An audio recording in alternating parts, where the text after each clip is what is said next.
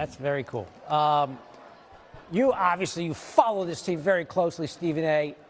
What is it? I don't think a lot of people saw this coming. Certainly not this 15-1 stretch to close out the season, the postseason. What surprised you about this Knicks team down the stretch? The togetherness is not something that we saw coming because for 75% of the season, they didn't seem there. They were good enough to beat the teams they were supposed to beat, but the elite teams, you suspected they'd come up short. Jalen Brunson was a superstar all year long, but you wondered about the pieces around him and whether or not they'd be able to pull this off.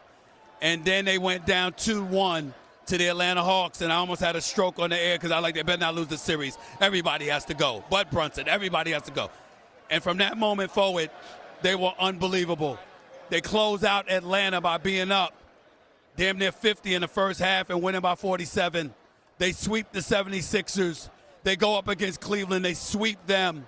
And then they come into the NBA Finals against the San Antonio Spurs team that won 62 games. And you're like, they could lose this series, but something told you they weren't because they were playing with a level of togetherness. And I think Mike Brown putting the ball in Karl Anthony Towns' hands, Jalen Brunson coming off the ball, being allowed to look for his shot, OG Anunoby, Mikal Bridges, and everybody elevating their level of play.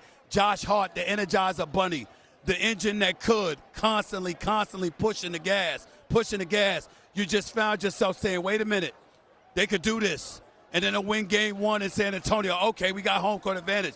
And then to win game two, it was like, we ain't coming back. We know what happened in game three. We don't have to revisit that. But then to be down 29 and to come back from a 29-point second half deficit and to beat the San Antonio Spurs, it's improbable. But in the end, Leon Rose deserves all the credit in the world. Going out and getting Mikal Bridges and OG Anunoby, giving them $212 million. Josh Hart and these guys following Jalen Brunson's lead, wanting his Villanova boys here, having that faith.